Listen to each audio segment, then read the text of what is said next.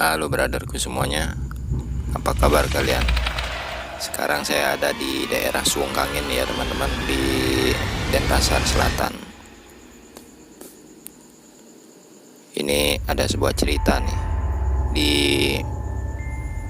kalau ini namanya pohon bunut kalau di Bali. Beberapa waktu yang lalu pohon ini sempat dipangkas-pangkas ya, dahan yang besar-besar di atas itu untuk menjaga kemungkinan jatuh ke sebelah dan rumah warga. Jadi kasihan juga kalau dibuang gitu. Dan saya pilih beberapa gitu. Jadi saya tanam kembali. Pohon ini sangat disakralkan di kawasan ini. Karena di bawah pohon itu terdapat sumur yang mata air, teman-teman. Tidak pernah kering dia. Dan air itu dipergunakan untuk pada saat upacara-upacara berlangsung sebagai air suci atau tirte kalau kita bilang di Bali. Oke, lanjut kawan-kawan. Sekarang saatnya saya untuk melihat bagaimana hasil stekannya. Stek jadinya ya. Ya, stek jadinya.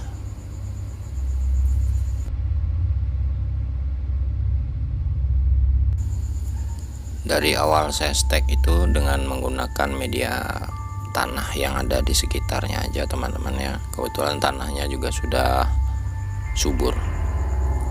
Jadi udah saya stek begitu aja. Karena musim hujan ya sudah saya biarkan aja. Jadi nggak perlu saya siram.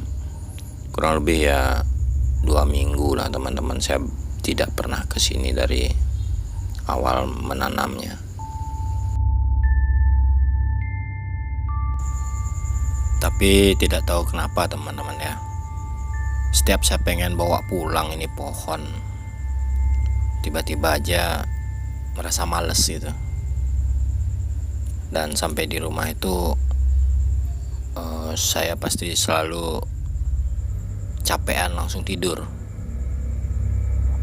Keesokan harinya lupa akan pohon ini, selalu begitu.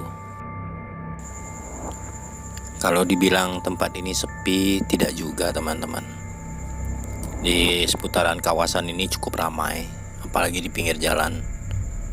Tapi begitu kamu masuk ke wilayah di mana pohon ini saya tanam, daerah lingkungan pura sih ya, Balai Banjar, suasananya itu tiba-tiba langsung celep, sepi, tenang. Tapi mungkin karena saya datangnya itu jam 6 sore, jam-jam ya pergantian waktu begitu ya, nggak tahu juga ya teman-teman ya. Akhirnya kayak banyak orang, kayak banyak mata yang melihat gitu loh teman. Dan bulu kuduk saya berdiri gitu. Jadi saya mencoba menghibur diri dengan merawat pohon ini. Ya saya yakinkan sambil berdoa sih teman-teman. Saya tidak mengganggu, saya tidak apa-apa, hanya ingin melestarikan pohon ini saja. Dan saya tidak mau berlama-lama begini teman-teman ya. Setelah selesai saya metik-metik daun yang rusak-rusak, langsung saya pacu motor, hidupin motor, langsung kabur saya dari tempat ini. Ini bukan pertama kalinya saya punya pengalaman begitu ya brother.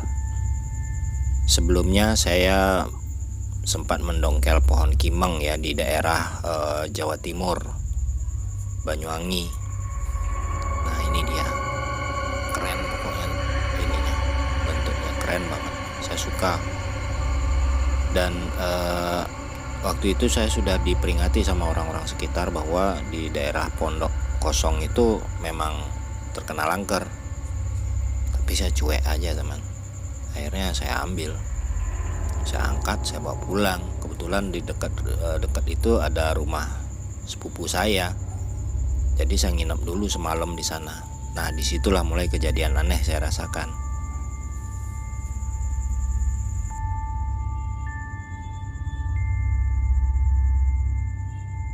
Mulai dari kami melihat sosok nenek-nenek, kemudian macam ada gempa di dapur, jadi semua bergerak sendiri, bergetar.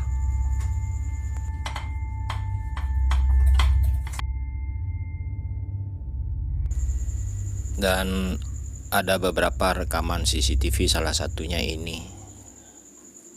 Jadi di menit-menit terakhir kalian melihat ada asap hitam gitu teman-teman, yang datang dari tembok itu menuju ke arah CCTV-nya dan turun. Ya di sini tempat saya naruh pohon kimeng itu, yang mananya besok saya akan membawa pulang ke Bali. Kurang lebih ini di tahun 2019. Oh, ini dia teman-teman, tuh kalian lihat di pojok kanan atas itu asapnya ngumpul terus turun. Dan anehnya pohon kimeng saya berpindah tempat.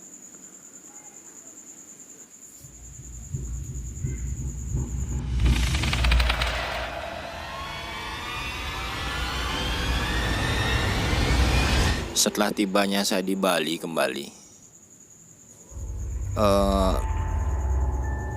satu keluarga saya bermimpi aneh, tapi saling berlanjut gitu di hari yang sama, dan hanya berbeda waktu saja, di jam yang berbeda. Mereka bermimpi saling berlanjutan gitu. Jadi to be continue-nya ada di orang yang lain, kemudian bersambung. To be continue-nya lagi ada di anak saya, dan seterusnya seperti itu. Ya sudah tidak masuk akal bagi saya, dan pada intinya mereka, seluruh keluarga saya itu melihat pondok yang dimana tempat saya mendongkel pohon kimeng tersebut.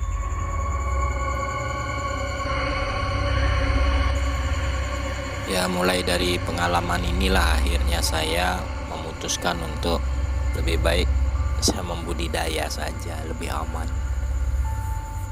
Gak perlu mengalami hal-hal yang di luar akal sehat begini. Maunya kita main bonsai itu kan Pak biar simple ya, jadi malah ruwet begini kalau menurut saya sih. Oke brother, semoga cerita saya bisa menginspirasi kalian. Percaya nggak percaya, ini pengalaman pribadi saya. Semoga kalian tidak mengalami hal yang sama. See you next content. Sukses kawan.